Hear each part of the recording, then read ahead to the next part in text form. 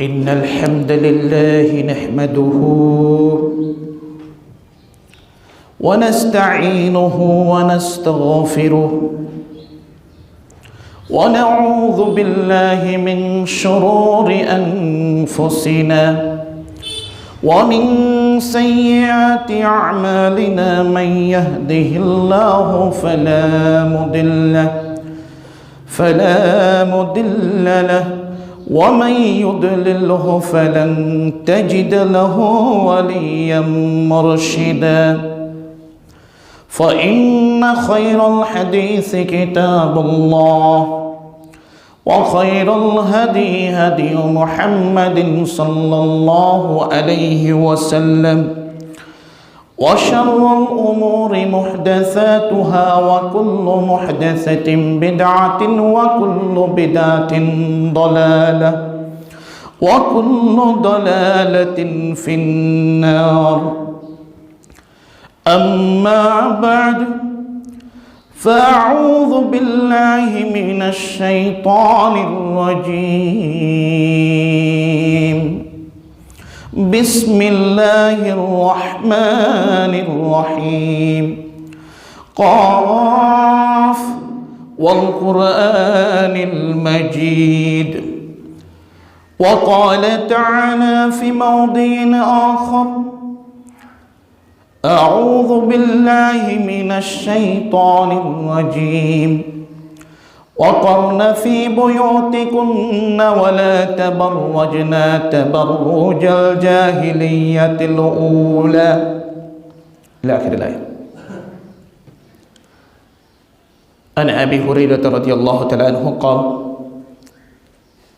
قال رسول الله صلى الله عليه وسلم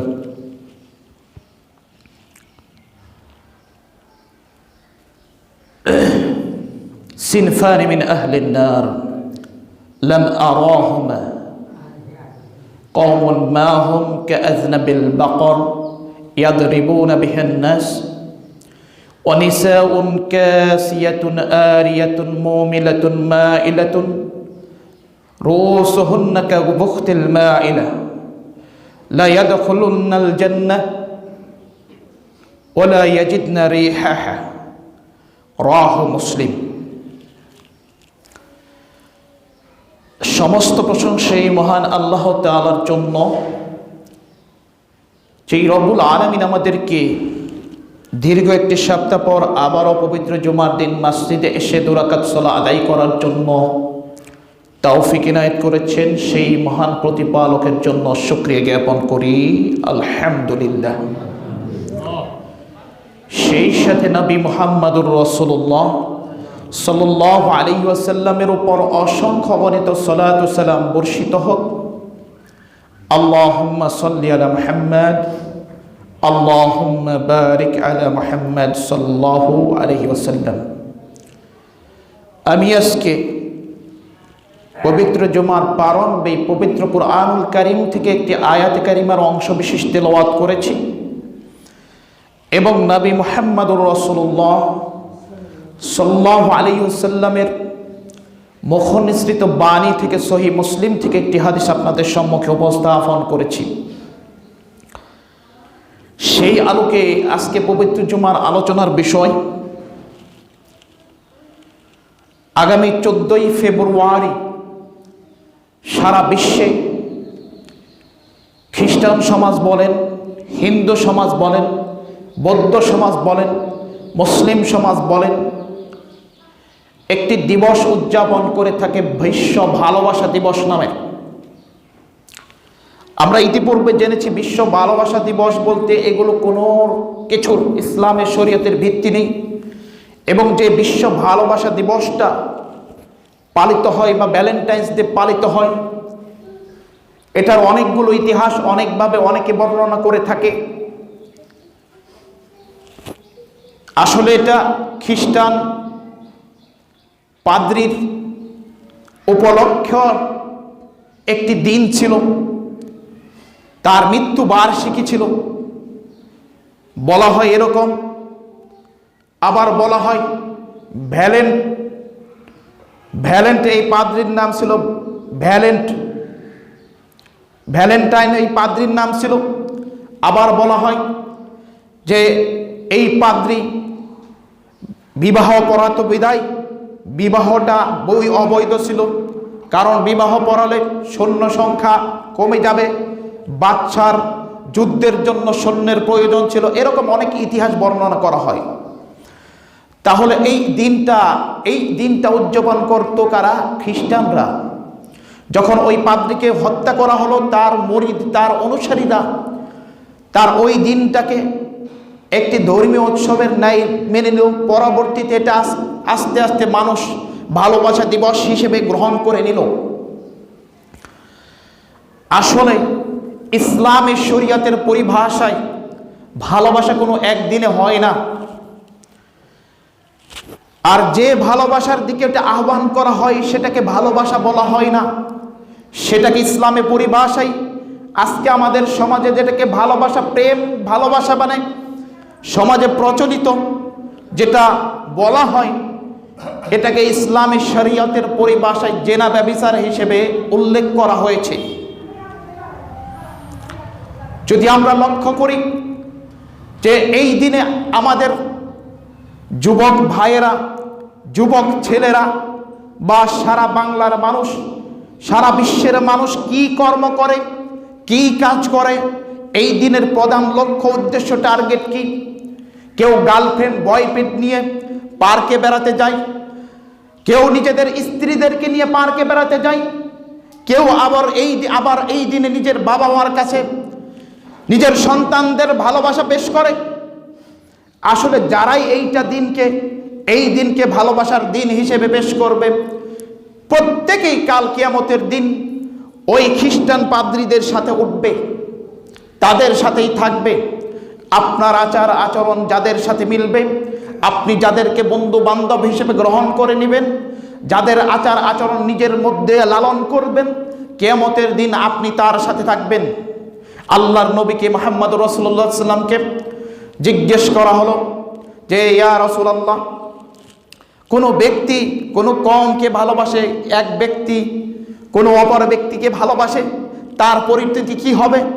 আল্লাহর নবী বললেন ইয়া আবাজার মা মান আহবাবতা, হে আবাজার, তুমি যদি কোনো ব্যক্তিকে ভালোবাসো তাহলে মৃত্যুর পর তোমার অবস্থান হবে তার সাথে, মৃত্যুর পর হাসর হবে তোমার তার সাথে, মৃত্যুর পর তুমি জান্নাতে থাকবে তার সাথে। যদি সে জাহান্নামী হয় তুমি তার সাথে জাহান্নামে যাবে, যদি তুমি জান্নাতি হও তার সাথে তোমার হাসর হবে, তার সাথে তোমার জান্নাতি হবে, তার সাথে তোমার অবস্থান হবে। কে বললেন? আল্লাহর নবী। তখন আবু যর রাদিয়াল্লাহু তাআলা আনহু বললেন ইয়া রাসূলুল্লাহ ইন্নী উহিব্বুল্লাহ ওয়া রাসূলাহু, ইন্নী উহিব্বুল্লাহ ওয়া রাসূলাহু, ইন্নী উহিব্বুল্লাহ ওয়া রাসূলাহু, আমি আল্লাহ এবং আল্লাহর রাসূলকে ভালোবাসি, আমি আল্লাহ এবং আল্লাহর রাসূলকে ভালোবাসি। ও বোনেরা, ও ভাইয়েরা, আমি তোমাদেরকে আহ্বান জানাচ্ছি, তুমি যদি আজকে ওই যে অপসংস্কৃতি, খ্রিস্টানদের অপসংস্কৃতি, এই ভ্যালেন্টাইন্স ডেকে যদি তুমি স্মরণ করে ভালোবাসার যদি তোমার বয়ফ্রেন্ডকে উপস্থাপন করো, তোমার অবস্থা কি হবে একটু দেখে নাও। আল্লাহ রাব্বুল আলামিন কি বলেছেন তোমার সম্পর্কে। আজকে তুমি ভাবছো যে তুমি আজকে আল্লাহর বিধান মানলে তুমি হলে বন্দি নারী। আজকে আমাদের মুসলিম সমাজ, এটা মুসলিম রাষ্ট্র, এই মুসলিম রাষ্ট্রে আমরা মুসলিম থাকা অবস্থায় এখানে বই লেখা হয়েছিল অবরোধবাসিনী। কে লিখেছে আমরা অনেকেই জানি, নাম বলবো না। এই বেয়াদ্দপ মহিলা এই বই লিখেছিল অবরোধবাসিনী, আর এর প্রতিউত্তরতে আরেকজন মুসলিম এক বর্ষিয়ান নারী লিখেছিলেন কেন আমি হব অবরোধবাসিনী, এই বইটি কিনবেন। কেন হব আমি অবরোধবাসিনী? এই বইটি কিনবেন মা বোনেরা, এই বইটি কিনবেন কারণ আপনি মনে করছেন আপনি স্বাধীন, আপনাকে স্বাধীন বানানো হচ্ছে। আপনাকে মনে করছে আপনি স্বাধীন, আপনাকে স্বাধীন বানানো হচ্ছে। আপনাকে কাগজের চাইতে মূল্যহীন করে তুলে ধরা হচ্ছে। আপনার চেহারা, আপনার সৌন্দর্য সাবানের অ্যাডভার্টাইজের মধ্যে দেওয়া হচ্ছে, সাবানের বিজ্ঞাপনে দেওয়া হচ্ছে, মানে আপনার মূল্য অতি মূল্যহীন। রাস্তাঘাটে আপনার ছবি পড়ে থাকে। যারা ওই পণ্য তৈরি করেছে তাদের নিজেদের পরিবারের কোনো মেয়ের ছবি তারা দেয়নি, কারণ তারা মনে করে আমার মেয়ে একজন দুনিয়ার শ্রেষ্ঠ সম্পদ। তারা নিজেদের কন্যাদের, নিজেদের মা বোনদেরকে কি করে না, প্রচার করে না। আজকে তুমি ভাবছো আজকে ওই যে সুশীল সমাজ, তোমাকে ওই সুশীল সমাজ বলছে তুমি স্বাধীন, তোমাকে সুশীল সমাজ বলছে স্বাধীন, আপনাকে সুশীল সমাজ বলছে স্বাধীন। এটা সুশীল সমাজ? এটা কি সুশীল সমাজ?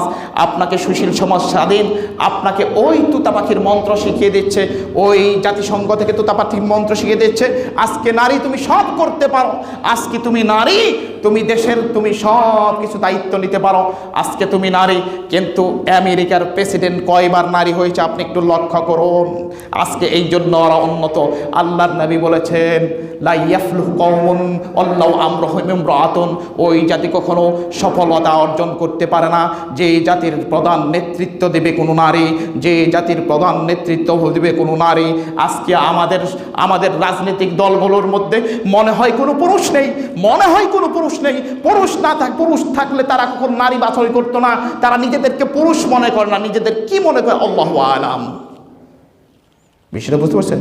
যে পুরুষ মনে করত রাজনৈতিক দলগুলোর মধ্যে প্রধান নেতৃত্ব স্থানীয় থাকতো হলো পুরুষ।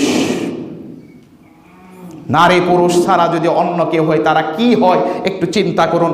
আপনারা নিজেদেরকে প্রমাণ করছেন, আপনারা যে রাজনীতিবিদ রয়েছেন তারা নিজেদের কর্ম দ্বারা প্রমাণ করছে আপনারা পুরুষের কাতারে থাকতে পারেন না। আপনারা নিজেরা প্রমাণ করছেন কর্মের মাধ্যমে। কারণ একজন পুরুষ কখনো গর্ভধারণ করতে পারে না, ঠিক তেমন একজন পুরুষ কখনো নারীকে তার পরিবারের কর্তৃত্ব তুলে দিতে পারে না। একজন পুরুষ কখনো পরিবারের অর্থনৈতিক কর্তৃত্ব কোনো নারীকে দিতে পারে না। একজন পুরুষ কখনো পরিবারের নেতৃত্ব নারীকে দিতে পারে না।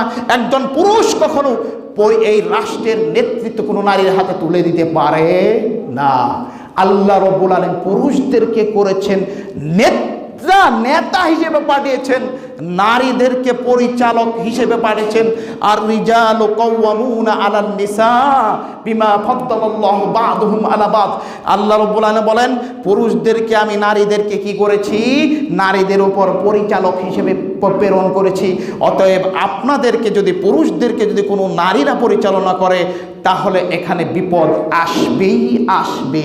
যেমন একটি উদাহরণ হলো আয়েশা রাদিয়াল্লাহু তাআলা আনহা অষ্টির যুদ্ধ করেছিলেন, আয়েশা রাদিয়াল্লাহু বিজয় অর্জন করতে পারেনি। আয়েশা রাদিয়াল্লাহু ভুল পথে ছিলেন, কিন্তু তিনি কাফের হননি, কথা বলা যাবে না। তারা প্রত্যেকেই মুমিন, ভুল করেছিল। যে ভুল করেছে এক সাহাবী সহিহ বুখারী বলেন আল্লাহর নবীর এই হাদিসটা আমাকে ওই অষ্টির যুদ্ধের দিন আমাকে উপকৃত করেছে। যে কি হাদিসটা? যখন কিনা ওই যে কেসরার বাচ্চার, রোমের বাচ্চার, কেসরার বাচ্চার আর যখন কিনা মারা গেল, তাদের নেতৃত্ব স্থান নারী হলো। নারী হওয়ার পর নারীদের তার কন্যাকে দেওয়া হলো। কেসরার বাচ্চার কন্যাকে দিল, কাইসারের এই কন্যাকে নেতৃত্ব দেওয়া হলো। তখন আমাকে তখন এই আল্লাহ নবীর এই বাণী, তখন আল্লাহ নবী বলেছিলেন লা ইয়াফলুহু কওমুন, ওই জাতি কখনো সফলতা অর্জন করতে পারে না যে জাতির নেতৃত্ব দেয় আমরহুম, যাদের নেতার নেতৃত্ব দেয়, যাদের নেতৃত্ব দেয়, দেশের নেতৃত্ব দেয় আমরহুম ইমরাআতুন, কোন নারী। সহিহ বুখারীর হাদিস খুলে দেখুন। কে বলেছেন? আল্লাহর নবী। সাহাবী বলেন আমাকে এই হাদিসটা ওই অষ্টির যুদ্ধের দিন কি করেছে? উপকৃত করেছে, আমাকে রক্ষা করেছে আয়েশা রাদিয়াল্লাহু তাআলা আনহার পক্ষপাতিত্ব করা থেকে। অতএব যেখানেই নেতৃত্ব আসবে নারী, সেখানেই চলবে সমাজে, সেখানেই হবে সমাজে বিপর্যয় ভুরি ভুরি। মনে রাখবেন, আজকে মুসলিম জাতি নিজেদেরকে, আমরা মুসলিম হওয়া সত্ত্বে নিজেদেরকে পুরুষ মনে করছি না। এই জন্য আমাদেরকে আজকে নারীদের নেতৃত্বের আঁচলের তলে থাকতে হয়, সে যতই ভালো হোক আর খারাপ হোক। আল্লাহ রাব্বুল আলামিন আমাদের ভাইদেরকে হেদায়েত দান করুন, আমিন। যদি দেশের নেতাদের, ইমামদের, দেশের নেতাদের আল্লাহ রাব্বুল আলামিন হেদায়েত দান করেন, অটোমেটিকলি সমাজ সুব্যবস্থায় চলে যাবে। কথাগুলো হয়তো বা অনেকের কথা লাগবে, আমি কাউকে আঘাত দেওয়ার জন্য বলছি না, আপনাকে উপদেশ স্বরূপ বলছি। কারণ এটা মিডিয়াতে যাচ্ছে, এটা হলো আপনাকে এজন্য বলা হচ্ছে, এই যে আলেমরা হলো শারীরিক ডাক্তার হলো এই যে ডক্টরের চেম্বারে যারা বসে রয়েছেন, আর হলো শরীয়তের ডাক্তার হলো আপনার দুনিয়া আখিরাতের ডাক্তার হলো উলামায়ে কেরাম ওয়ারাসাতুল আম্বিয়া। তাদেরকে বলা হয়েছে ওয়ারাসাতুল আম্বিয়া, আম্বিয়াদের ওয়ারিস। বিষয়টা বুঝতে পারছেন? তে আসুন, আজকে আমরা মনে করছি আজকে আমাদের মা বোনদেরকে শিখিয়ে দেওয়া হচ্ছে ওই জাতিসংঘ থেকে, ওই আমেরিকা, ওই পাশ্চাত্য, এরা শিখাচ্ছে তোমাদের অধিকার তোমরা ছিনিয়ে নাও। তারা কি নারীদেরকে অধিকার দিয়েছে? ইতিহাস খুলুন। আমি বলছি না গণতান্ত্রিকভাবে ভোটাধিকার ইসলামে শরিয়াতে বৈধ। আমি একটা উদাহরণস্বরূপ আপনাকে বোঝাচ্ছি যে এখানে বলা হয়েছে যে এখানে হচ্ছে আমেরিকার যে কৃষ্ণাঙ্গরা ছিল, কৃষ্ণাঙ্গ বুঝেন মানে কালো লোক, এই আমেরিকার কালো লোকরা মহিলাদের আগে পূর্বে ভোটাধিকার পেয়েছে। আপনি ইতিহাস জরিপ করুন।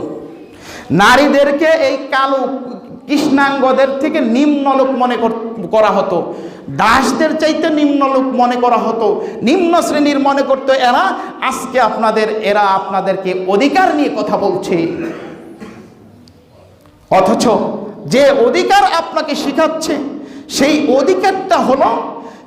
অধিকারটা হলো আপনাকে ওই জাহিলিয়ার জামানায় নিয়ে যাচ্ছে, আপনাকে দুর্বিষহ জীবনের দিকে নিয়ে যাচ্ছে। ইসলাম আপনার প্রত্যেকটা জিনিস তৈরি করার ক্ষেত্রে একটা ম্যানুয়াল বুক রয়েছে। কি ম্যানুয়াল বুক? মানে ওই জিনিসটা কিভাবে চলবে সেটা রয়েছে না? আপনি মনে করেন যে আপনি নারী, আপনি স্বাধীনভাবে উলঙ্গ হয়ে চলবেন। ঠিক বৈদ্যুতিক তারের ভিতরের কপারের অংশ যেখানে তড়িৎ প্রবাহিত হয়, বিদ্যুৎ প্রবাহিত হয়, এও স্বাধীন জিনিস, ওরও স্বাধীনতা রয়েছে যে ওর উপর কোনো প্লাস্টিকের আবরণ থাকতে পারবে না। ও যদি দাবি করেন, আপনি যদি দাবি করেন এইটা যদি ওই কপারটা যদি উপরে দেন, কপারের লেভেলটা যদি উপরে লাগান, প্লাস্টিক যদি নিচে দেন, বা প্লাস্টিকের এই যে রাবার বা প্লাস্টিকের অংশটা আপনি ছিঁড়ে ফেলে দেন, যে এটারও স্বাধীনতা রয়েছে, অবস্থা কি ঘটবে? বাংলাদেশের মানুষ কয়জন থাকবে, বেঁচে থাকবে আপনি বলেন? ঠিক আল্লাহ এই যে কেবল তৈরি করেছে, এটার একটি ম্যানুয়াল বুক রয়েছে, এটার একটি রুলস রেগুলেশন রয়েছে। এই রুলস রেগুলেশন অনুযায়ী আপনি যদি তার ব্যবহার করেন, কেবল ব্যবহার করেন, তাহলে আপনি এ দ্বারা উপকৃত হবেন, নয় আপনি এমন ক্ষতিগ্রস্ত হবেন আপনার প্রাণটাও হারাতে পারেন। ঠিক আপনি মা বোন, আপনাকে আল্লাহ রব্বুল আলামিন, পুরুষ নারীকে আল্লাহ রব্বুল আলামিন সৃষ্টি করেছেন। কাকে? আমাকে আপনাকে সৃষ্টি করেছেন, আমাকে আপনাকে সৃষ্টি করেছেন আল্লাহ রব্বুল আলামিন। আপনার আমার ম্যানুয়াল বুক আল্লাহু তাআলা, আল্লাহ তাআলা বলেছেন, ওয়া ক্বালা রাসূলুল্লাহ সাল্লাল্লাহু আলাইহি ওয়াসাল্লাম, রাসূল সাল্লাল্লাহু আলাইহি ওয়াসাল্লাম বলেছেন, এই দুইটা হলো আপনার আমার জন্য ম্যানুয়াল বুক দিয়েছেন আল্লাহ রাব্বুল আলামিন। ওমা আতাকুমুর রাসূলু ফাখুযু ওয়া মা নাহাকুম আনহু ফান্তাহু। তোমাদেরকে আমার রাসূল মুহাম্মদুর রাসূলুল্লাহ সাল্লাল্লাহু আলাইহি ওয়াসাল্লাম যেটা তোমাদের কাছে নিয়ে আসেন, যে বিধানগুলো, ওই বিধানগুলো শক্তভাবে আঁকড়ে ধরো। ওয়া মা নাহাকুম আনহু ফান্তাহু। তোমাদেরকে আমার রাসূল, অর্থাৎ এই রাসূল মুহাম্মদ সাল্লাল্লাহু আলাইহি ওয়াসাল্লাম তোমাদেরকে যে বিধান থেকে নিষেধ করেন, ওই বিধানগুলো থেকে তোমরা দূরে থাকো, ওগুলো থেকে বিরত থাকো। আল্লাহ রব্বুল আলামিন আপনাকে বলেছেন, মা বোনেরা আপনাকে সম্মানিত বলেছেন, আপনি যদি এই বিধানগুলো মানেন, যে আল্লাহ রব্বুল ওয়াকরনা ফি বুয়ুতিকুন্না, হে নারী সমাজ তুমি তোমার ঘরে অবস্থান করো, প্রয়োজন হলে বাহিরে যাবা, ইউদনিনা বিজালাবিহিন্না, তোমার শরীরের অন্যান্য কাপড় দ্বারা তোমার শরীরের যে অঙ্গগুলো বের হয়েছে এগুলো দ্বারা আবৃত্ত করে টান দিয়ে কাপড় দিয়ে বড় ওড়না দিয়ে, বরকা নেই, তোমার বিশাল বড় ওড়না রয়েছে, ওড়না পেঁচিয়ে তুমি বের হও। এটা তোমাকে তোমার রব আদেশ দিচ্ছেন, তোমার সৃষ্টিকর্তা আদেশ দিয়েছেন, এটা হলো তোমার বিধান, তোমার জন্য বিধান দিয়েছেন। আল্লাহ রব্বুল আলামিন পর্দা প্রথম পুরুষের জন্য বলেছেন, পুরুষকে বলেছেন সূরা নূরে খুলবেন, সূরা নূরে পুরুষকে বলেছেন, ও পুরুষরা যখন তোমরা চলবে তোমার দৃষ্টিকে অবনত রাখো, তোমার দৃষ্টিকে অবনত রাখো, তোমার লজ্জাস্থানের হেফাজত করো, তারপর আল্লাহ রব্বুল আলামিন নারীদেরকে বলেছেন, অতএব পুরুষদেরকে আগে নারীদের থেকে চোখে হেফাজত করতে হবে। এটা কার আদেশ? আল্লাহর আদেশ। আল্লাহ রব্বুল আলামিন বলছেন, আপনার জন্য আদেশ দিয়েছেন আল্লাহ রব্বুল আলামিন। আল্লাহ রব্বুল আলামিন আপনার জন্য আদেশ দিয়েছেন, যখন আপনি কথা বলবেন নরম স্বরে, ভালো স্বরে, উত্তম স্বরে, অর্থাৎ আকর্ষণীয় স্বরে কথা বলবেন না। এটা আল্লাহ রব্বুল আলামিন আদেশ দিয়েছেন। আকর্ষণীয় কথা বলবেন না, যে এমন সুন্দর করে কণ্ঠ সুন্দর করে অন্যান্য পুরুষদের সাথে কথা বলবেন না। এটা কাদের ক্ষেত্রে? নিজের আপন ভাই নয়, নিজের আপন চাচা নয়, নিজের আপন মামা নয়, নিজের আপন দাদা নয়, নিজের আপন দাদি নয়, দাদা নয়, নানা নয়, নিজের আপন মানে কি? নিজের মার ভাই মামা, মার চাচাতো ভাই নয়। মার চাচাতো ভাই আপনাকে বিয়ে করতে পারে, মার চাচাতো ভাই আপনাকে বিয়ে করতে পারে। আপনার ভাতিজা আপনার বউকে বিয়ে করতে পারে, আপনি তালাক দিলে 4 মাস 10 দিন পর। এটা হলো ইসলামের শরিয়া। বিষয়টাই বুঝতে পেরেছেন? এই যে বিধানগুলো, যে আল্লাহ রব্বুল আলামিন বলছেন তুমি তাদের সাথে নরম ভাষায় কথা বলো না। কোনো পুরুষ যদি কথা বলে নরম ভাষায় কথা বলো না, ফায়াতমাইল্লাযী ফি কলবিহি মারাদ, তাহলে ওই নরম ভাষায় তার অন্তরে মারজ কি সৃষ্টি করবে? রূপ সৃষ্টি করবে। কি রূপ সৃষ্টি করবে? তোমার প্রতি আকর্ষণ সৃষ্টি করবে। এইভাবে করতে করতে কি অবস্থা হবে? আল্লাহর নবী মুহাম্মদ রাসূলুল্লাহ সাল্লাল্লাহু আলাইহি ওয়াসাল্লামের হাদিসের দিকে যায়। আল্লাহ নবী বলছেন, কোনো আদম সন্তান বাকি থাকতে পারবে না, কোনো আদম সন্তান খালি থাকতে পারবে না জেনার অংশ থেকে। প্রত্যেকটি আদম সন্তান জেনার সাথে সম্পৃক্ত হবে। কে বলছেন? আল্লাহ রাব্বুল জেনার একটা অংশ লিপিবদ্ধ করেছেন। এরপর আল্লাহ নবী বলছেন, আল আইনু, চোখের জেনা হলো আন নাজরু, দেখা। চোখের জেনা হলো নাজরু, দেখা। জিনাল আইনি নাজরু, চোখের জেনা হলো দেখা। এবং ওয়া জিনাল ফামি, মুখের জেনা হলো ও আল কালামু। কিছু রয়েছে আল কালামু, এইভাবে এসেছে যে কথা বলা, কোনো নারীর সাথে কথা বলা, প্রয়োজন ছাড়া কথা বলা। এইভাবে আল্লাহ রব্বুল আলামিন বলেছেন, আল্লাহর নবী বলেছেন। এইভাবে সহিহ বুখারী মুসলিমে এইভাবেই হাদিস এসেছে। তারপর আল্লাহ নবী বলেছেন জেনাল ইয়াদি, আর হাতের জেনা হলো আল বাচ্চু, স্পর্শ করা। কোনো অপর নারী, চাস্তো ভাই চাস্তো বোন যদি হাত মিলাই, চাস্তো ভাই চাস্তো বোন যদি হাত মিলাই, ফুফাতো ভাই ফুফাতো বোন যদি হাতাহাতি করে, স্পর্শ করে, এটা হলো হাতের জেনা। প্রয়োজন ছাড়া যদি খুশ গল্প করে, এটা হলো মুখের জেনা। আল্লাহর নবী বলেছেন মামাতো ভাই মামাতো বোন যদি কথা বলে, এটা হলো মুখের জেনা। হাতাহাতি করে, হাত ধরে খেলাখেলি করে, বয়স হয়েছে, বিবাহের বয়স। আমরা মনে করি বিবাহের বয়স 18 না হলে হয় না। যদি কোনো মেয়েকে 18 বছরের পূর্বে বিবাহ দেয়, আমরা অনেক 5 ওয়াক্ত সালাত আদায়কারী ব্যক্তিরাও এটাকে কমেন্ট করি। অথচ যখন কিনা 12 বছরের মেয়ে যখন আরেকটি ছেলের সাথে বেগে যায়, পালিয়ে যায়, তখন সেটা নিয়ে আমরা কথা বলি না। তুমি বাল্য বিবাহ ঠেকাও, তুমি বাল্য প্রেম ঠেকাও। কিভাবে ঠেকাও? তুমি বাল্য বিবাহ ঠেকানোর পূর্বে তোমাকে দায়িত্ব হলো তোমাকে বাল্য প্রেম ঠেকাও। তাহলে তুমি পুরুষ। বাল্য বিবাহের বিপরীত তুমি করেছ। 18 বছরের নিচে মেয়ে হলে কি হয় না? এটা বাল্য বিবাহ হয়। তোমাকে শেখানো হয়েছে। রবি ঠাকুর কয় বছরের মেয়েকে বিবাহ করেছিল? আধুনিক বিজ্ঞান বলছে আজকে যে জেনা ব্যভিচার মূল ধারা হচ্ছে, প্রধান বৃদ্ধি পাওয়ার কারণ হচ্ছে এই যে বাল্য বিবাহ আইন। প্রধান মূল কারণ হচ্ছে বাল্য বিবাহ আইন। জেনা ব্যভিচারের প্রধান মূল কারণ হচ্ছে বাল্য বিবাহ আইন। একটি মেয়ে বিবাহের জন্য ম্যাচুরড হয়। চ্যালেঞ্জ আপনাকে, আধুনিক বিজ্ঞান দ্বারা চ্যালেঞ্জ। যখন ওর ঋতুস্রাব শুরু হয়ে যায়, এটাই আল্লাহ রব্বুল আলামিন বিধান দিয়েছেন, ও হলো ম্যাচুরড হয়ে যায় বিবাহের জন্য। অনেক মেয়ের 10 বছরে হয়ে যায়, অনেক মেয়ের 9 বছরে হয়ে যায়, অনেক মেয়ের 11 বছরে হয়ে যায়, অনেক মেয়ের 16 বছর হলে হয়। এটা কোনো নির্ধারিত সময় নয়, এটা হলো বিবাহের ম্যাচিউরড বয়স, বিবাহের ম্যাচিউরড এজ। এটা হলো বিজ্ঞান প্রমাণ করছে। গিরিশচন্দ্রের পূর্বের যে মনীষীরা, তারা বিবাহ করেছে কত বয়সে? আজকে নাস্তিকরা শুধু মুহাম্মদ সাল্লাল্লাহু আলাইহি ওয়াসাল্লাম ওই আয়েশা রাদিয়াল্লাহু তাআলার ব্যাপারকে নিয়ে খালি তুলে ধরে। আর ওই নাস্তিকরা মুসলিম ঘরের সন্তান, কিন্তু অন্যান্য খ্রিস্টান সম্প্রদায়ের পণ্ডিতরা, হিন্দু সম্প্রদায়ের পণ্ডিতরা কবিরা যে বিবাহ করেছে, আরো কেউ কেউ বিবাহ করেছে 6 বছরের মেয়েকেও বিবাহ করা করছে, কেউ কেউ 8 বছরের মেয়েকে বিবাহ করছে। তোমাদের তো ওগুলো নিয়ে কোনো চুলকানে নয়। আসলে তোমরা এজেন্ডা, নাস্তিকতার এজেন্ডা, ওই ইহুদি খ্রিস্টানদের এজেন্ডা ব্যবস্থা করছো। তোমরা কোনো কি নও, তোমরা কোনো নও, তোমরা কোনো নাস্তিক নও, তোমরা হলো তাদের এজেন্ডা বাস্তবায়ন করছো।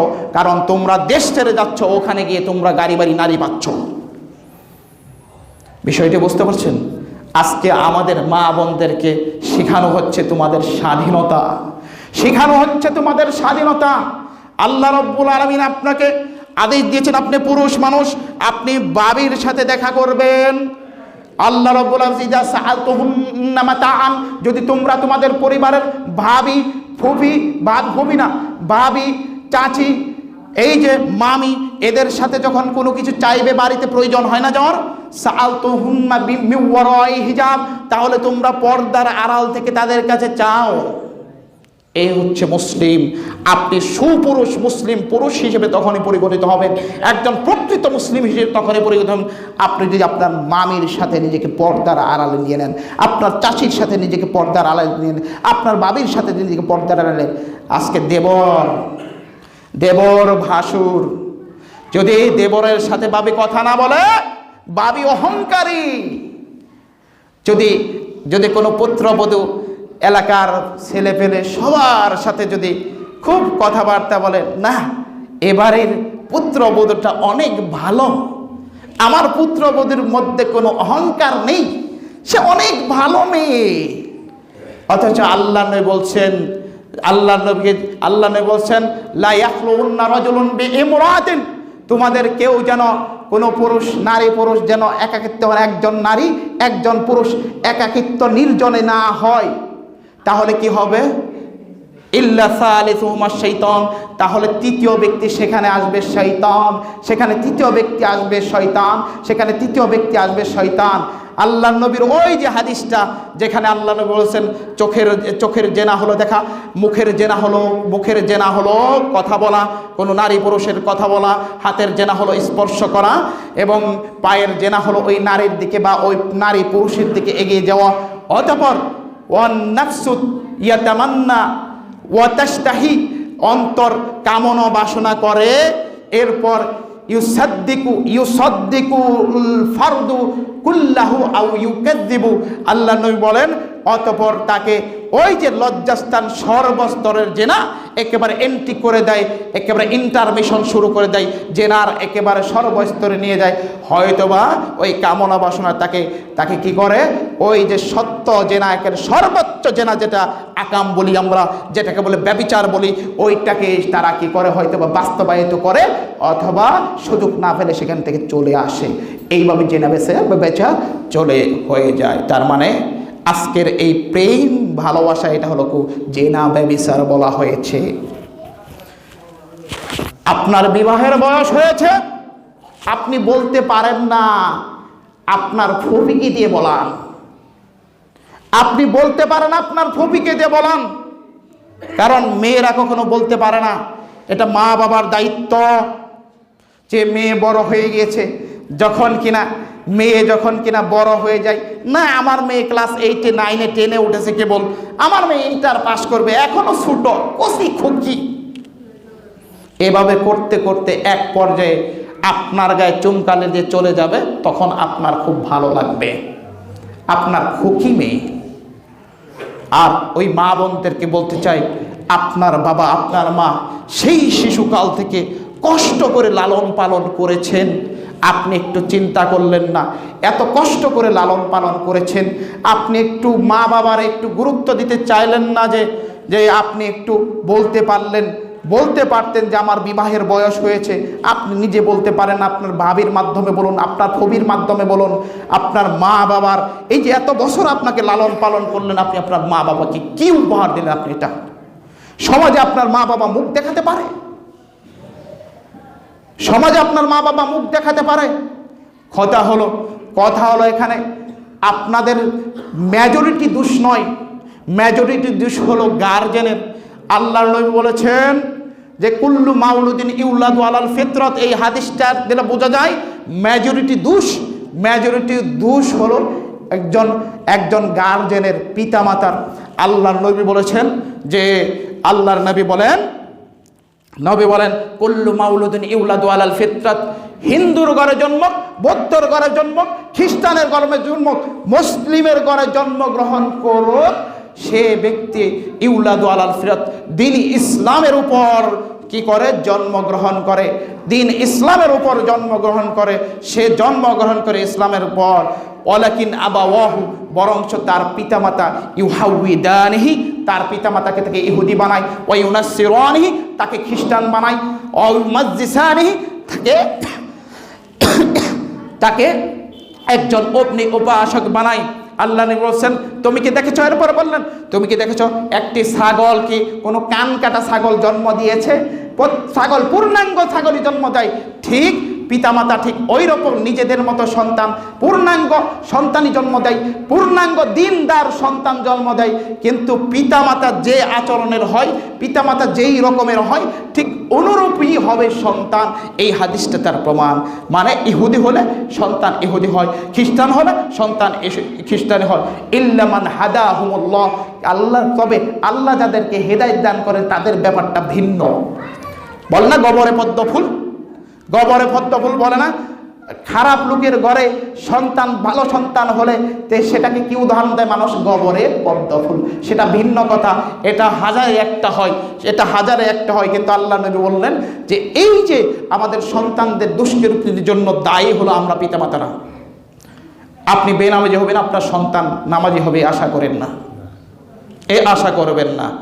কারণ আজকে আমরা মনে করি আমরা চলতে পারবো না দুনিয়াতে, ইসলাম মানলে চলতে পারবো না। মা বোনেরা, আপনি ইসলাম মানলে চলতে পারবেন না। আজকে মনে করছেন আপনি নিজেকে খোলা একেবারে চুকলাবিহীন শিলাবিহীন কলাকে আপনি নিজের সাথে তুলনা দিচ্ছেন। কারণ কেউ যদি আপনাকে বাজারের মধ্যে কলার ছুলা ছিলে যদি কেউ যদি বিক্রি করে, আমি ছুলে দিলাম, আপনার কষ্ট করতে হবে না, সেখানে মাছি বসবে না। ঠিক আপনার শরীর যদি কাপড় না থাকে ওখানে মাছি বসবে। মাছি হলো ওই যুবকের চোখ, সে চোখ দিয়ে আপনাকে বাসর রাতের কামনা বাসনা করে ফেলেছে। আপনি এটা মনে করেন না, কিছুই মনে করেন না। আর আমরা যখন এটাকে বলা হয় দায়ুস, পরিবারের কর্তৃশীলরা যদি দায়িত্বশীলরা যদি এটাকে যদি বলে, দায়িত্বশীলরা যদি এটা কোনো কিছুই না করে, তাদেরকে পূর্বে থেকে আদেশ না করে, এটাকে নিষেধ না করে, তাহলে স্বীকৃতি দেওয়া হলো। আর দায়ুস, আল্লাহ নবী বলছেন দায়ুসের সাথে আল্লাহ রাব্বুল আলামিন একেবারে সহিহ সনদে প্রমাণিত, দায়ুসের সাথে কিয়ামতের দিন আল্লাহ রাব্বুল আলামিন কথা বলবেন না। দায়ুসের সাথে দায়ুসকে দেন যন্ত্রণাদায়ক শাস্তি।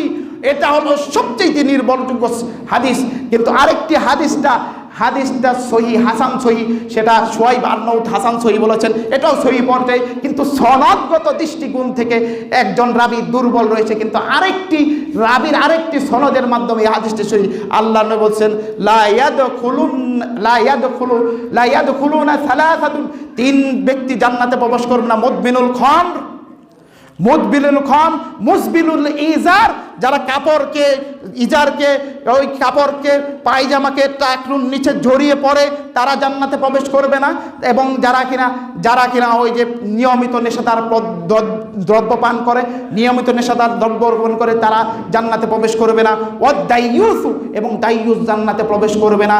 এরপর আল্লাহ বলছেন আদ-দাইয়ুস আল্লাযী ইউকিররু ফি আহলিল খবাস, যে ব্যক্তি নিজের পরিবারের খবিশি কর্মকাণ্ড, খারাপ কর্মকাণ্ড, অশ্লীলতাকে স্বীকৃতি দেয়। এটা হলো একজন পরিবার বর্গের দায়িত্বশীলদের, এটা হবে তাদের প্রতিদান। এই জন্য আল্লাহ রাব্বুল আলামিন বলছেন কিয়ামতের দিন এই যে পিতামাতায় আনতে বলবেন সন্তানরা, যে সন্তানদেরকে পিতামাতা শিক্ষা দেয়নি। এখানে কাফেরদের কথা বলা হয়েছে, কিন্তু ওই কাফেরদের আচরণের সাথে যে আপনার আচরণ মিলে যায়, তাহলে কি আল্লাহ রাব্বুল আলামিন কাফেরদের সাথে এক ব্যবহার করবেন, আপনার সাথে আরেক ব্যবহার করবেন? যে এখানে বলছেন যে আয়া রব্বুল আলামিন ফানাজআলহুমা তাহতা আকদামিনা, আমার ওই দুইজনকে পিতামাতাকে ওই যে জিন ইনসানদের মধ্যে থেকে যারা আমাদেরকে পথভ্রষ্ট করেছে, অর্থাৎ আমাদেরকে যারা শিক্ষা দেয়নি, এদের দুইজনকে নিয়ে আসুন, এদের দুইজনকে নিয়ে আসুন তাহতা আকদামিনা লিয়াকুনা মিনাল আসফালিন, আমাদের পায়ে পিষে আজকে আমরা তাকে জাহান্নামে প্রবেশ করব। আপনার এই আদরের সন্তান যাদেরকে আপনি ওই পাখি ড্রেস কিনে দিচ্ছেন, ওই উলঙ্গর ড্রেস কিনে দিচ্ছেন, এই যে ড্রেসগুলো কিনে দিচ্ছেন, এই ড্রেসগুলো কিনে দেওয়ার কারণে আপনার এই সন্তান আপনাকে, আপনারই মেয়ে আপনাকে পায়ের তলে পদতলে পিষে আপনাকে কোথায় নিয়ে যাবে? আপনাকে পিষে জাহান্নামে যাবে। আপনি কোথায় যাবেন তখন?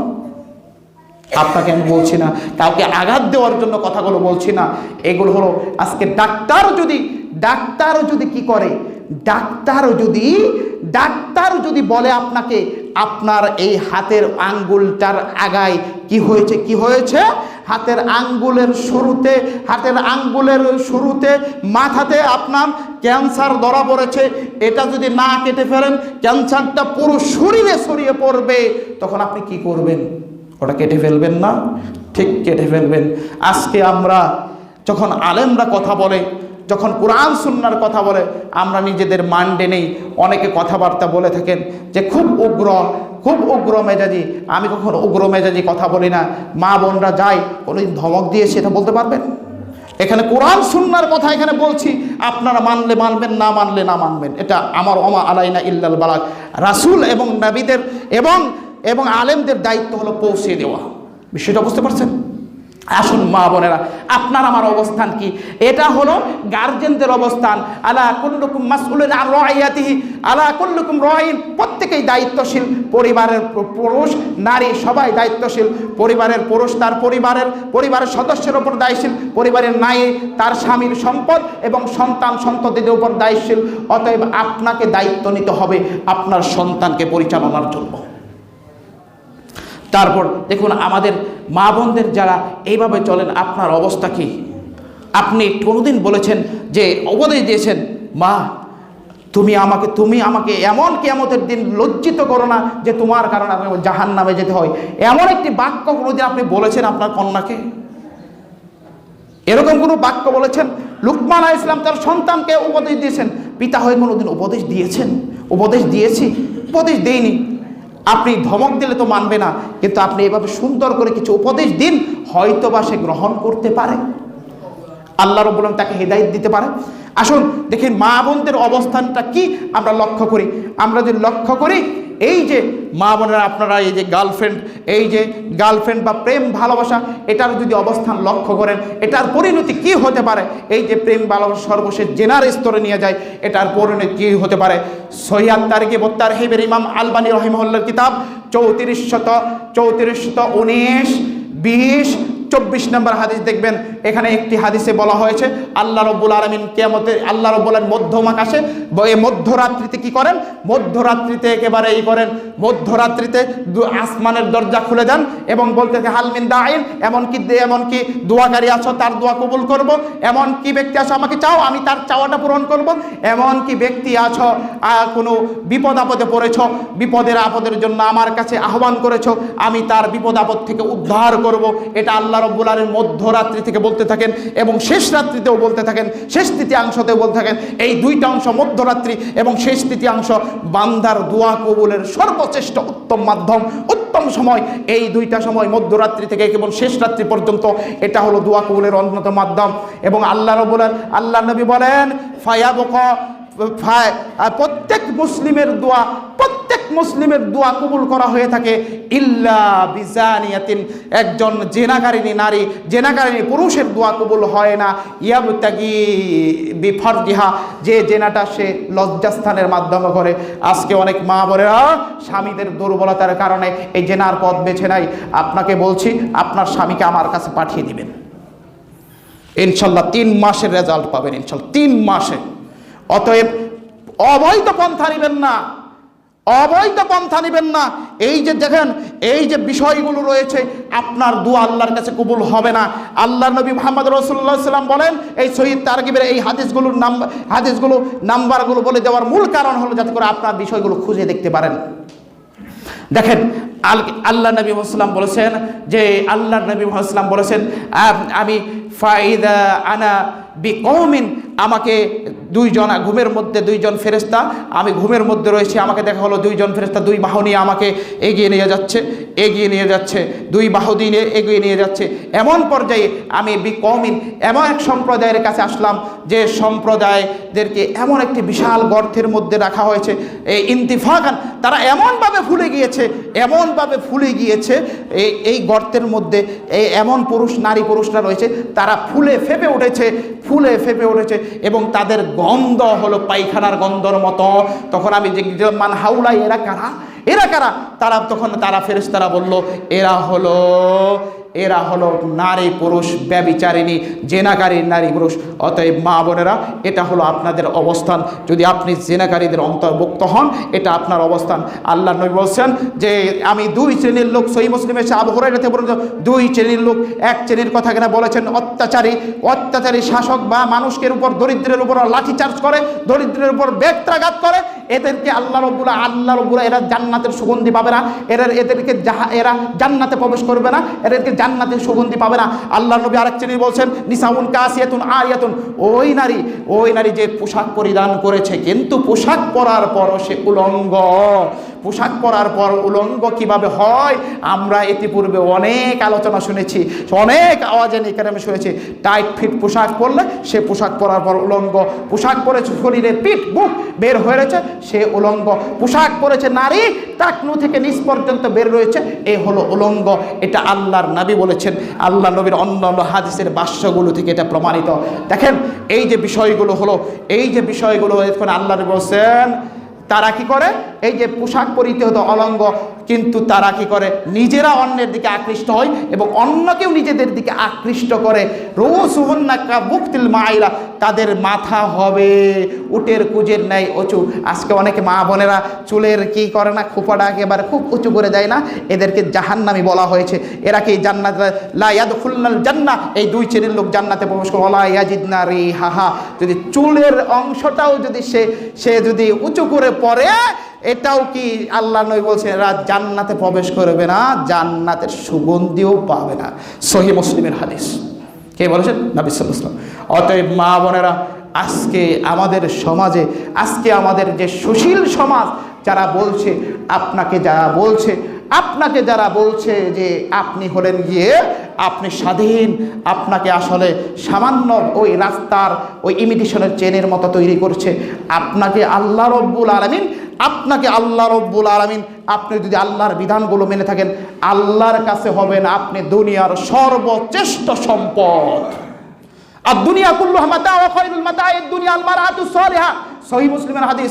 এইটা হলো গিয়ে আল্লাহ নবী বলছেন দুনিয়ার প্রত্যেকটা বস্তুই সম্পদ, আর প্রত্যেক বস্তুর মধ্যে সম্পদ হলো, শ্রেষ্ঠ সম্পদ হলো একজন ইমরাতুস সালিহা, মারআতুস সালিহা, একজন নেককার মহিলা। আপনি তখনই হবেন, আপনি তাহাজ্জুদের সালাত পড়লে আপনার স্বামীকে আপনি ধমক দেন, আপনি হলেন জাহান্নামী নারী।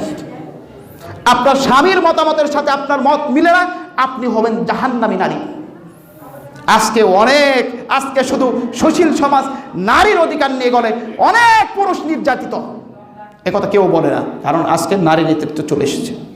যারা স্বামীদের উপর টর্চার করেন তাদের জাহান্নাম ছাড়া গতি নেই, মনে রাখবেন। আপনি তাহাজ্জুদ কোরআন তেলাওয়াত পড়ে ভরে থাকেন গা, আপনাকে জাহান্নাম থেকে কেউ ঠেকাতে পারবে না। এটা আল্লাহর নবীর হাদিস। স্বামীর মর্যাদা হলো আল্লাহর পরে, আপনার পিতামাতার চাইতেও আপনাকে স্বামীর মর্যাদা দিতে হবে, এটা হলো ইসলাম। কারণ পিতামাতার গার্জেনের দায়িত্ব শেষ ওই সময়, পিতামাতার হক আপনি আদায় করবেন, কিন্তু স্বামীর মর্যাদা বেশি, এটা আল্লাহর নবী বলেছেন। আল্লাহকে সেজদা দেওয়া ছাড়া যদি দুনিয়ার কাউকে সেজদা দেওয়া বৈধ হতো, আল্লাহর নবী বলছেন লা আমারতুহুমুল মারআতা আন তাসজুদা লিজাওজিহা, তাহলে আমি নারীদেরকে আদেশ দিতাম তারা যেন তাদের স্বামীদেরকে সেজদা দেয়। এটা আদেশ দেননি, মানে এটা মর্যাদা বলছেন, স্বামীর মর্যাদা কতটুকু। অতএব আপনারা যারা পুরুষদের উপর নির্যাতন করেন, তাদের মুখের উপর কথা বলেন, আপনার জন্য প্রস্তুত রয়েছে জাহান্নাম। অনেক কথা হয়ে গেছে এই যে। অতএব আপনি যদি সম্মানিত হতে চান, আপনি যদি আল্লাহর কাছে সম্মানিত হতে চান, আপনি মনে করছেন আপনি দুনিয়াতে চলতে পারবেন না। সারা আলাইহিস সালাতুস সালাম এমন বান্দে ছিলেন, যখন কিনা বাদশা কুপবিত্রির কামনা বাসনা করছিল, সারা আলাইহিস সালাম বলছেন, ও আল্লাহ, আপনার আমার সতীত্ব যদি শুধু ইব্রাহিম ছাড়া অন্য কাউকে যদি না দিয়ে থাকি, আমার সৌন্দর্য যদি ইব্রাহিম আলাইহিস সালামকে ছাড়া অন্য কাউকে না দেখিয়ে থাকি, তাহলে আপনি আমাকে রক্ষা করবেন। সারা আলাইহিস সালাম ওজুর পানি চেয়ে 2 রাকাত নফল সালাত পড়ে আল্লাহর কাছে 2 হাত তুলে দোয়া করেছিলেন, আল্লাহ যদি তোমার এই বান্দার, তোমার এই দাসীর যদি এই যে চরিত্রটা, তোমার এই দাসীর সতীত্বটা যদি ইব্রাহিম আলাইহিস সালামের এক ব্যক্তির, পুরুষের জন্য আমি ব্যবহার করে থাকি, তাহলে আপনি আমাকে রক্ষা করবেন। ওই জালিম বাদশাকে আল্লাহ রাব্বুল আটকে দিয়েছিলেন, ও সামনে এগোতে পারেনি। ঠিক আপনি যদি আল্লাহর পথে চলেন, আপনাকে বিপদে আপদে আল্লাহ রাব্বুল আলামিন প্রটেক্ট করবেন। এটা আল্লাহ, ইনি হলেন আল্লাহ তাআলা। অতএব আপনি দুনিয়াতে সফল, আপনি মনে করছেন কঠিন, আসলে কঠিন বিষয় কিছু নয়। আপনার জন্য দুনিয়াতে কল্যাণ বয়ে আনবে। একজন নারীর কিভাবে সিকিউরিটি, দেখেন একজন নারী একদিনের রাস্তা দূরত্বে সফরে যেতে পারবে না মাহরাম ছাড়া, ভাই ছাড়া, বোন ছাড়া। এটা হলো সিকিউরিটি। অনেকে তথ্য দেয় যে পর্দা পরা নারীও কি করলো, ধর্ষিত হয়েছে, ওর সাথে কোনো মাহরাম ছিল না, ও পর্দা বুঝেনি, পর্দা পরে গেলেও পর্দা ওটা হয়নি। কারণ মাহরাম ছাড়া, নিজের ভাই ছাড়া দূরবর্তী রাস্তায় ভ্রমণ করা বৈধতা নেই। বিষয়টি বুঝতে পারছেন? এটা হলো ইসলাম। ইসলাম নারীদেরকে সর্বোচ্চ সিকিউরিটি, সর্বোচ্চ আসনে বসিয়েছে। নারীদেরকে কখনো এককভাবে ইসলাম তুচ্ছ তাচ্ছিল্য করে না। খ্রিস্টান ধর্মে শয়তান বলা হয়েছে, বৌদ্ধ ধর্মে শয়তান বলা হয়েছে, কিন্তু ইসলাম ধর্মে সর্বোচ্চ সম্পদ বলা হয়েছে। কিন্তু যারা খারাপ নারী তাদেরকে বলা হয়েছে শয়তানের মতো চলে। বিষয়টা বুঝতে পারছেন? ওয়াখিরু আলহামদুলিল্লাহি রাব্বিল আলামিন। আসসালামু আলাইকুম ওয়া রাহমাতুল্লাহ। إن الحمد لله وحده والصلاة والسلام على من لا نبي بعده فأعوذ بالله من الشيطان الرجيم يا أيها الذين آمنوا صلوا عليه وسلموا تسليما اللهم صل على محمد وعلى آل محمد كما صليت على إبراهيم